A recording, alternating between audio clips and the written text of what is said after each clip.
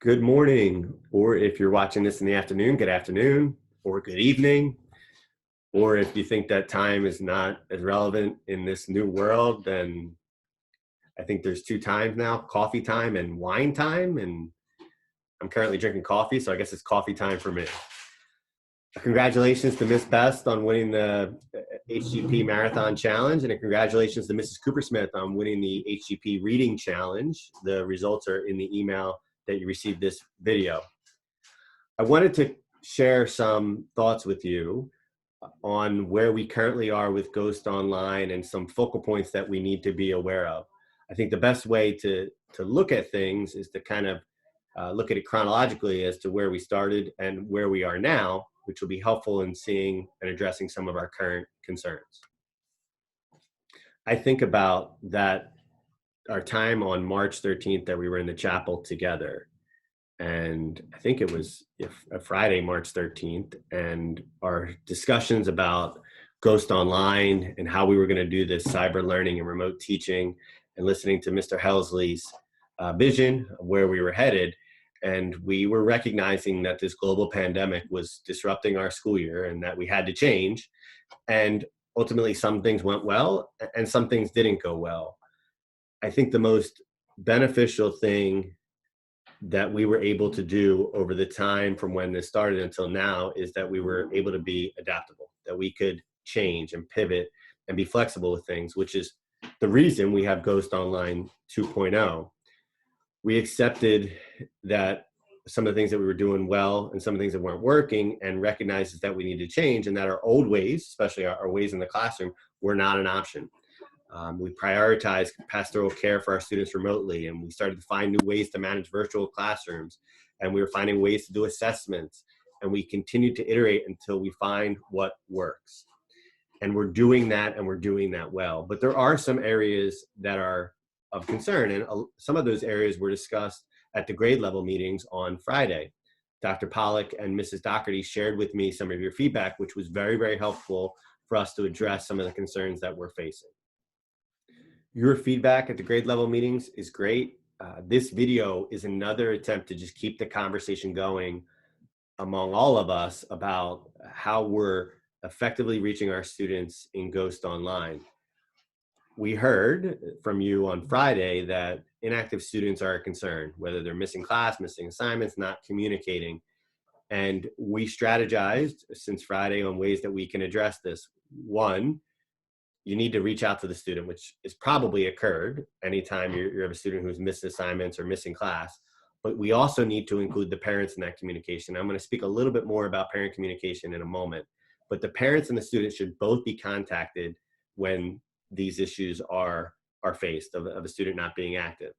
If you don't get a response, or the issue is not addressed properly in the response that you might get, then you need to send the name and the issue to Mr. Chapman, Dr. Pollock, and Mr. Helsley. They will strategize on how to approach this and help the student. And within 24 hours, you will receive a response from the administrators about those concerns. If you're not pleased with the response, if you don't feel that the response fully addresses the issue, then keep sharing that with us. Bring that to light. Communicate that with us. That if you feel something's been minimized or not addressed properly, continue the conversation and talk to us about it, because it might be something that we see differently and we're addressing differently, and you might have additional insight as the teacher who's on the front lines and knows this student and possibly knows his family that can best address it. So communicate with us about those things. Additionally, the administration will follow up within a few days or a week after the issue is addressed to see the impact of that, and if the strategy that was used is working and affecting change. As I mentioned, parent communication is important with inactive students, but it's also important with all students. We must be communicating with our parents. Share your weekly plans. Reach out when you have concerns like an inactive student. I think about the triangle that many of us probably learned in our education classes about student, teacher, parent, and how that triangle working together is so important. I wonder how that triangle would be represented in an online setting, and how it would be explained maybe in an online setting, and the impact that the parent has now, because he or she is present with their son far more than we are in this setting. So their role, important in a normal time, is extra important in a setting like this. Also, we heard there's some video conference management concerns. You probably saw Mike Jacobs' video, which was well done, not only because he shared great suggestions and tips and protocol, but also he kind of used pretty cool technology for his videos, which I'm not capable of doing. So kudos to Mike on that video. It sounds like good protocol to put in place to protect us from some of the issues we might have been facing. With that said, we don't know for sure, and we're open to your suggestions. So share with us if it's working or not working so we can hear from you.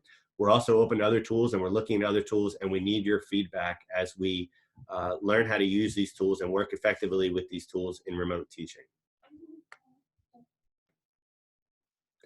In the email that contains this video, you may have seen the ebook that we shared, eGhost Online Teaching book, that's hopefully helpful in addressing some of the bigger issues that we're facing. Thank you. A lot of you supplied great content and resources for that. So please, so thank you for that. And please, if you have an idea or you see something that we can add to that ebook, let us know, reach out to us. Credit to Thomasani, who is in our IT department, who probably hasn't spent many days on campus, as he joined us shortly after we were in this current remote situation.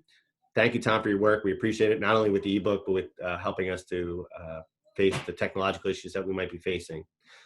Take a look at the ebook. Let us know what you think. If you have other ideas that you'd like to add, please share them with us. Here's a little graphic that I thought was helpful that I wanted to share with you. It looks at synchronous and asynchronous learning and some things that work well in each strategy. As you probably know, the model Ghost Online 2.0 blends both of these together. So kind of looking at this and saying, okay, some things are more suited for one versus the other. I thought this was a nice little graphic to be able to look at and see some things and a good reflection point. As you may have heard throughout most of this video, you probably could hear my little kids playing in the background.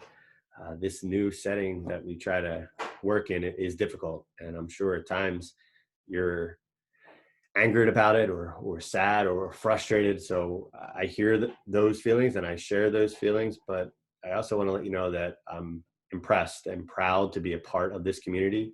We are blessed to have each other, because as tough as these times are, I know that it would be even harder if I didn't have all of you to work with and to find ways to be successful in this setting. So thank you for all that you're doing. Let's keep doing it. Final exams are coming up. It's a big end to the year that we have to push towards. So if there's anything that we can do to help you as we enter these weeks, these remaining weeks, please reach out and let us know. Take care.